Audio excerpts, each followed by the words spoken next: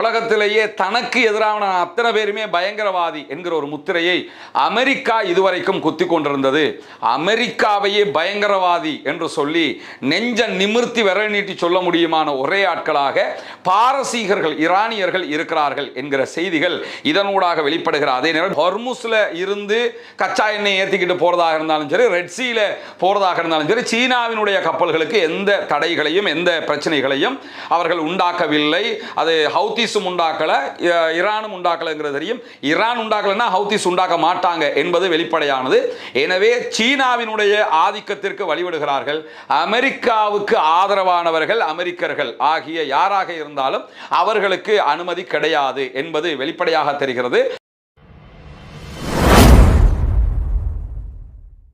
அன்பிற்கினிய சகோதர சகோதரிகளே, நம் அனைவர் மீதும் ஏக இறைவனுடைய அமைதியும் கருணையும் உண்டாகட்டுமாக என்கிற பிரார்த்தனைகளோடு இன்றைய நாளிலும் அமெரிக்கா ஈரான் மீதான பல தாக்குதல்களை நடத்தி இருக்கிறார்கள். ஈரானுடைய தென் மாகாணங்கள் மீது தற்போது அமெரிக்கா தாக்குதல்களை நடத்த ஆரம்பித்திருக்கிறது. அதே நேரத்தில் அதற்கு பதிலடியாக ஈரானும் அமெரிக்காவினுடைய அரபு நாடுகளில் இருக்கக்கூடிய தளங்களை நோக்கி, குறிப்பாக குவைத், பஹ்ரைன், ஜோர்டான் நாடுகளில் இருக்கக்கூடிய தளங்களை நோக்கி மிக கடுமையான பதிலடி தாக்குதல்களை நடத்தி கொண்டிருக்கிறது. ஈரானை பொறுத்தவரையில் நமக்கு தெரியும், அது ஒரு மிக பிரம்மாண்டமான பரந்த ஒரு தேசம். சின்ன குட்டி குட்டி நாடெல்லாம் கிடையாது. அது இப்போ பஹ்ரைன் ஒரு சின்ன நாடு, குவைத்துங்கிறது கலம்போ அளவுக்கு இருக்கக்கூடிய ஒரு நாடு, ஒரு சிட்டி தான். அது ஒரு பெரிய நாடு மாதிரி அவங்க வச்சுக்கிட்டு இருக்கிறாங்க. இந்த மாதிரி சின்ன சின்ன பகுதிகள். சவுதி அரேபியா தான் மிடில் ஈஸ்ட்ல இருக்கக்கூடியதிலே பரந்த நிலப்பரப்பை கொண்ட ஒரு பகுதியாக இருக்கிறது. இதே மாதிரி ஈரானுங்கிறது ஒரு பரந்த நிலப்பரப்பை கொண்ட ஒரு பகுதி. எனவே ஈரானை அழிக்கிறதுங்கிறது பல ஆண்டுகள் வேலை பார்த்தா மட்டும்தான் அமெரிக்காவால் அதை செய்ய முடியும். அந்த அளவுக்கு ஒரு பெரிய நாடு. அதனால் தான் ஈரானை ஒரே அடியாக அவங்களுக்கு வீழ்த்த முடியாமலும் இருக்கிறது. அது மட்டுமல்லாமல் ஈராக் மீதான வார்ல அமெரிக்காவுக்கு ஆதரவாக நேட்டோ நாடுகளுடைய படைகள் துணைக்கு வந்திருந்தன. பல நாடுகளின் படைகள் இணைந்துதான் ஈராக் அட்டாக் பண்ணாங்க. அதே மாதிரி தான் ஆப்கானிஸ்தான் மீதான தாக்குதலும். இந்த தாக்குதல் என்பது அமெரிக்கா மட்டுமே நின்று பிடிக்க வேண்டிய ஒரு நிலையாக தனித்து விடப்பட்டிருக்கிறார்கள். தனிச்சு விடப்பட்ட அமெரிக்காவோட லட்சணம் என்னங்கிறத இப்ப நம்ம பார்க்க முடிகிறது. தனியாக அவர்களால் போரிடவே முடியாத அந்த அளவுக்கு பதிலடியை ஈரான் கொடுத்து கொண்டிருக்கிறது. இந்த நிலையில தான் ஜோர்டான், அதே போன்று பஹ்ரைன் ஆகிய நாடுகள்ல பலத்த பதிலடி தாக்குதல்களை இன்றைக்கு ஈரான் அமெரிக்காவுக்காக நடத்தி இருக்கிறது. குறிப்பாக ஜோர்டான்லையும் குவைத்திலையும் பஹ்ரைன்லையும் ஈரான் நடத்தி இருக்கக்கூடிய தாக்குதல்களுடைய பட்டியலை வெளியிட்டிருக்கிறது. பஹ்ரைன்ல இருக்கக்கூடிய ஷேக் ஈசா விமானப்படை தளம், இது அமெரிக்காவினுடைய விமானப்படை தளம். இந்த விமானப்படை தளத்தின் மீது இன்றைக்கு அகோரமான தாக்குதல்களை ஈரான் நடத்தி இருக்கிறது. எரிபொருள் சேமிப்பு கிடங்குகள், பெட்ரோலை சேமித்து வைக்கக்கூடிய டங்குகள் இருக்குதா இல்லையா, அதன் மீது இன்றைக்கு கடும் தாக்குதல்களை நடத்தி இருக்கிறார்கள். அதே போன்று ராணுவ பெரிய பெரிய ராணுவ தளவாடங்களை வைக்கக்கூடிய குடோன் மேலே இன்றைக்கு தாக்குதல்களை நடத்தி இருக்கிறார்கள். அதே நேரத்தில் விமானங்களை பாதுகாத்து வைக்கக்கூடிய குடோன்கள் மீது தாக்குதல்கள் நடத்தப்பட்டிருக்கிறது. அதே நேரம் அமெரிக்கன் போர்சஸ் தங்கக்கூடிய வசிப்பிடங்கள் மீதும் தாக்குதல்கள் நடத்தப்பட்டிருக்கிறது. இந்த தாக்குதல்கள் எல்லாமே பஹ்ரைன்ல இருக்கக்கூடிய ஷேக் ஈசா விமானப்படை தளத்தில் இருக்கக்கூடிய பகுதிகள், அங்கதான் தாக்குதல் நடத்தி இருக்கிறாங்க. ஏன் மீண்டும் மீண்டும் இந்த விமானப்படை தளங்களையும் அமெரிக்காவுடைய தளங்களையும் ஈரான் குறிவைக்குது என்று சொன்னா, இந்த தாக்குதல்களால் அமெரிக்காவினுடைய ராணுவ வல்லமையை அவர்களால் குறைக்க முடியும், குறைத்திருக்கிறார்கள் என்கிற அறிவிப்பும் இன்றைக்கு வெளியாகி இருக்கிறது. இதுதான் ரஷ்யாவுக்கும் தேவை, சீனாவுக்கும் தேவை. சீனாவை பொறுத்தவரையில் அமெரிக்கா என்னைக்கு விழும் என்று பார்த்து கொண்டிருக்கக்கூடிய ஒரு நாடு தான். அதே மாதிரி தான் ரஷ்யாவும். ரஷ்யா சீனாவினுடைய ஆதரவு ஈரானுக்கு இருக்கிறது. அமெரிக்காவினுடைய ராணுவ பலத்தை குறைப்பதனூடாக ரஷ்யாவுக்கு உக்ரைனில் நடக்கக்கூடிய வார்ல இன்னும் அதிகமான வெற்றிகள் அவங்க அடைய முடியும். அதே மாதிரி சீனாவுக்கு தைவானை அவர்கள் கைப்பற்ற நினைத்தால் அமெரிக்கா தலையிடுவதிலிருந்து அது அவர்களுக்கு மிகப்பெரிய ஒரு வெற்றியை கொடுப்பதற்கு வாய்ப்பு இருக்கிறது. அதுக்கெல்லாம் ஒரு முன்னோட்டமாகத்தான் இந்த ஈரான் மீதான யுத்தத்தை மாபெரும் இரண்டு வல்லரசுகளாக இருக்கிற சீனாவும் ரஷ்யாவும் பயன்படுத்திக் கொண்டிருக்கிறார்கள் என்பதையும் நம்ம பார்க்க முடிகிற அதே நேரத்தில் இன்றைக்கு மேலதிகமாக ஈரான் விடுத்திருக்கக்கூடிய அறிவிப்புல இந்த படைத்தளங்கள், அரபு நாடுகளில் இருக்கக்கூடிய அமெரிக்காவினுடைய தளங்கள் எல்லாம் பயங்கரவாதத்தின் கூடாரங்கள் என்கிற அறிவிப்பையும் அவர்கள் விடுத்திருக்கிறார்கள். அது மட்டுமல்லாமல் அந்த அறிவிப்பை நம்ம எப்படி பார்க்கணும்னா, உலகத்திலேயே தனக்கு எதிரான அத்தனை பேருமே பயங்கரவாதி என்கிற ஒரு முத்திரையை அமெரிக்கா இதுவரைக்கும் குத்தி கொண்டிருந்தது.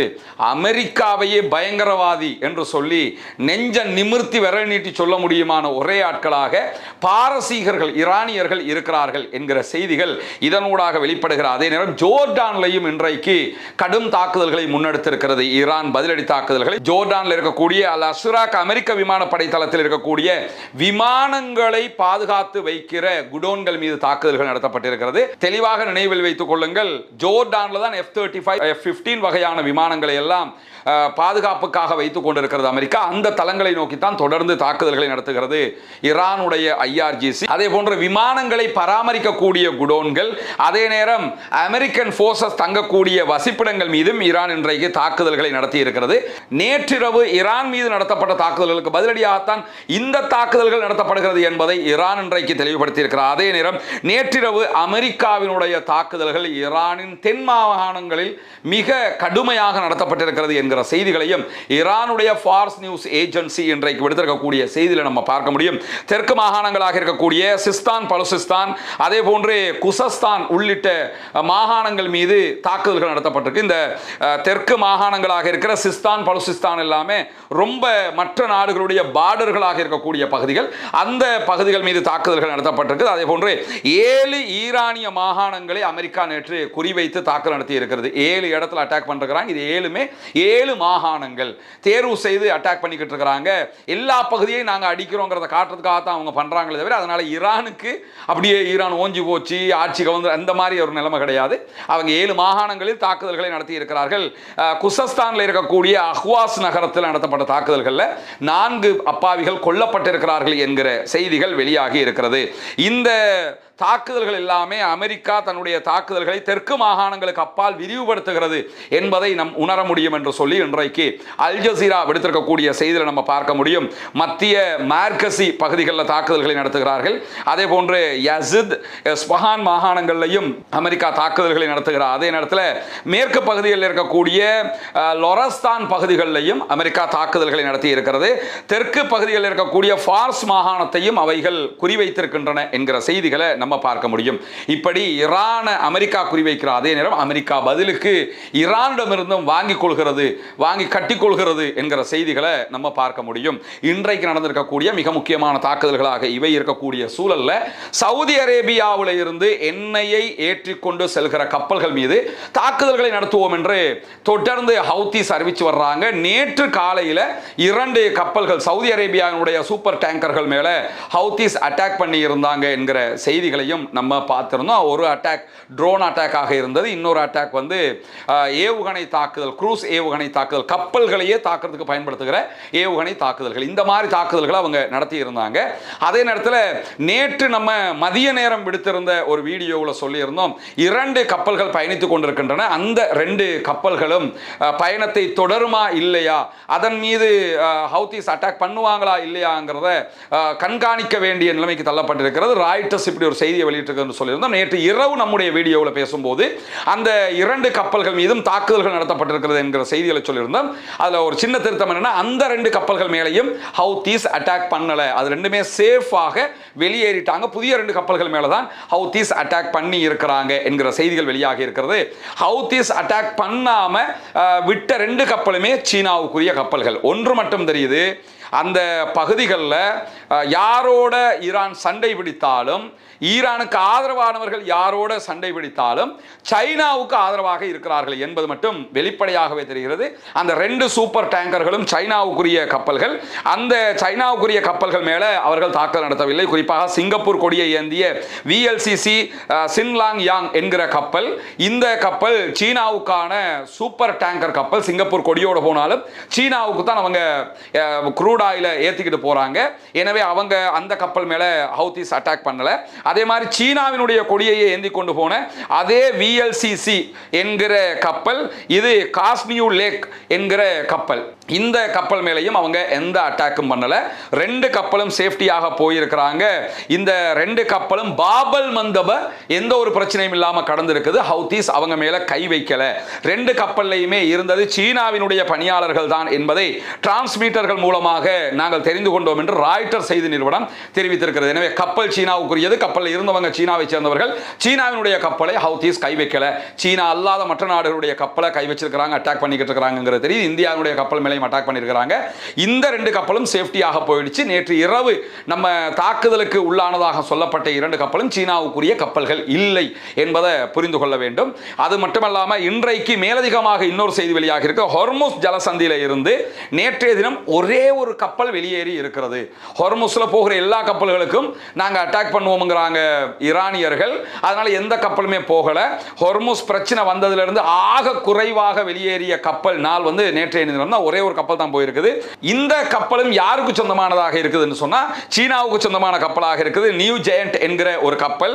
இந்த கப்பல் எதிர்வருகிற ஆகஸ்ட் மாத நடுப்பகுதியில் சீனாவினுடைய ரிஷாவோ துறைமுகத்தை சென்றடையும் என்று சொல்லப்படுகிறது. எனவே ஹொர்முஸ்ல இருந்து கச்சா எண்ணெய் ஏற்றிக்கிட்டு போறதாக இருந்தாலும் சரி, ரெட் சீல போறதாக இருந்தாலும் சரி, சீனாவினுடைய கப்பல்களுக்கு எந்த தடைகளையும் எந்த பிரச்சனைகளையும் அவர்கள் உண்டாக்கவில்லை.